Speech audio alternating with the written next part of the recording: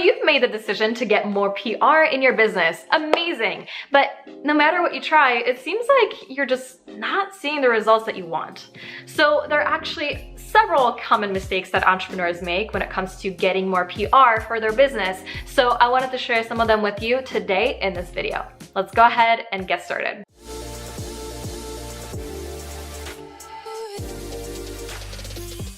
Hey Impact Makers, this is Camila Gornia, founder of Heart Behind Hustle, where we help impact-driven coaches and experts to grow and scale their businesses online through aligned marketing strategies that turn their brands into movements. And I'm a big fan of making your work more intentional and more effective versus having to spend extra hours and extra time on grind and hustle and just like working yourself to the bone. Who wants to do that? So I've actually compiled a list of common mistakes that some entrepreneurs are making that are preventing them from getting into more media opportunities and just getting more publicity for their business. Now, before we get started, I wanted to make sure that you watch until the very end of this video because I have a very special free resource to share with you that will help you start getting publicity as soon as like right now. So make sure that you stick around. Mistake number one is you're focusing on top media before you're ready. And yeah, I totally get it. You want to be featured on Oprah magazine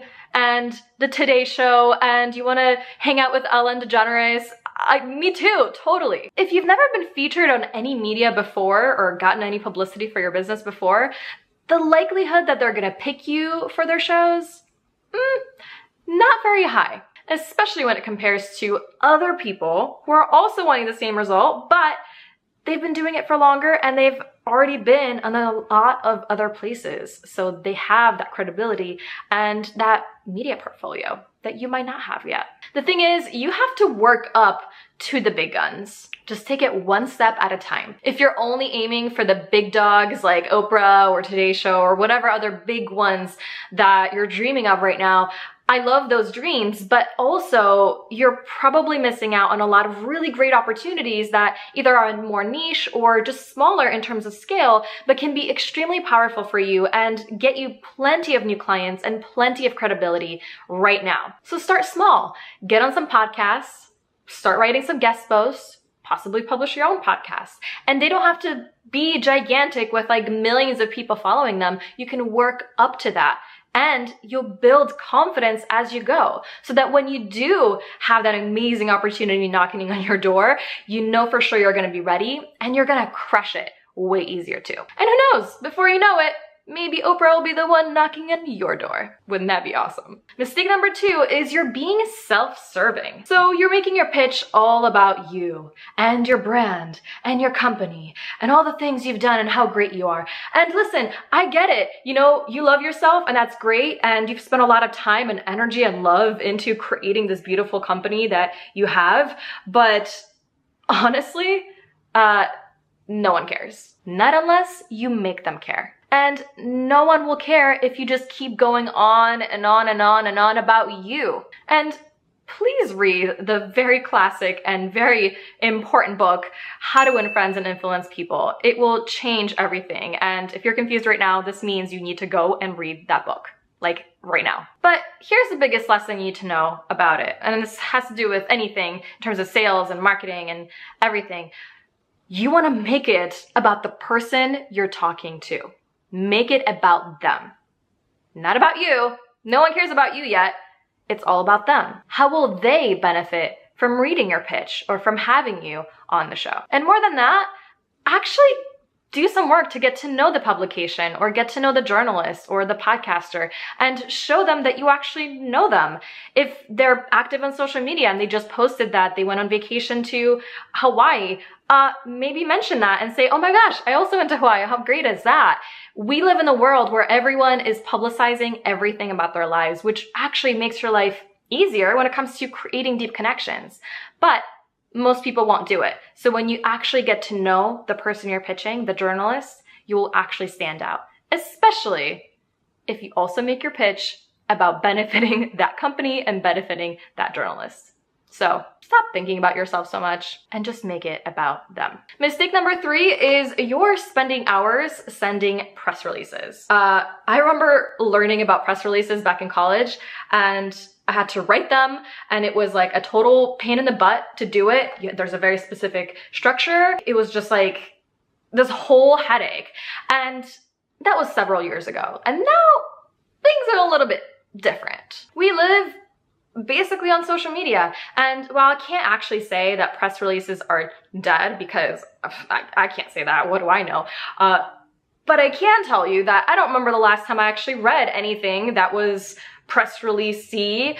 I tend to consume content that's a little bit more entertaining, and I'm sure you do too. So while yes, there might be some occasions where a press release might be appropriate, 98% of the time, you probably are going to be better off spending your time on actually crafting really good pitches, coming up with amazing stories, and connecting with these journalists that we just talked about, so you can actually get yourself featured in an article or on a show that people will actually watch and listen to.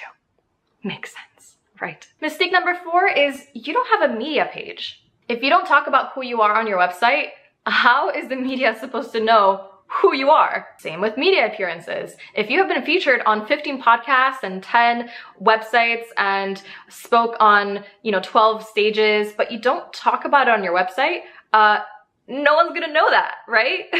So you wanna make sure you have a very clear about page that actually talks about what you do, talks about who you do it for, shares a little bit of your personal story, and don't be afraid to inject some emotional elements in there, because that's how we connect. We connect with stories, connect on that human to human level, and that's what stories that you would be sending to these media places, that's what they would typically be.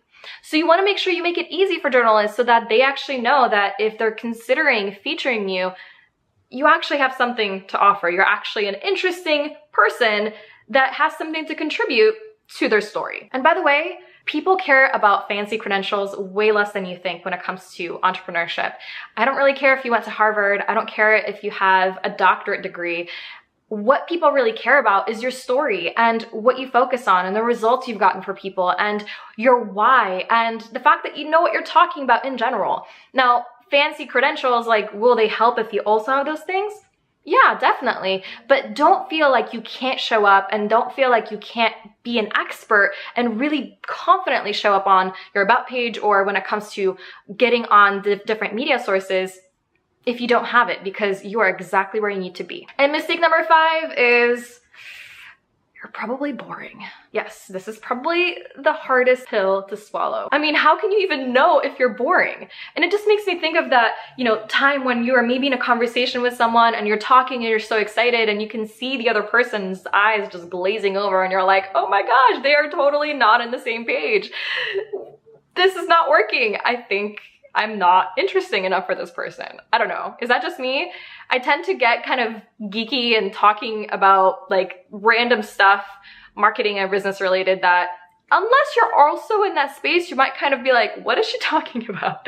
And I've had that glaze over look that I've seen in people, and I've probably delivered that same look multiple times as well, because I also have a short of a attention span. But the good news is there are ways to make what you do seem a lot more interesting, which is great. Even if you're in a boring niche or actually have a kind of a boring business, like, maybe you're an accountant or like an attorney or something, which, I know it's very exciting for you guys, but like, not to a lot of other people.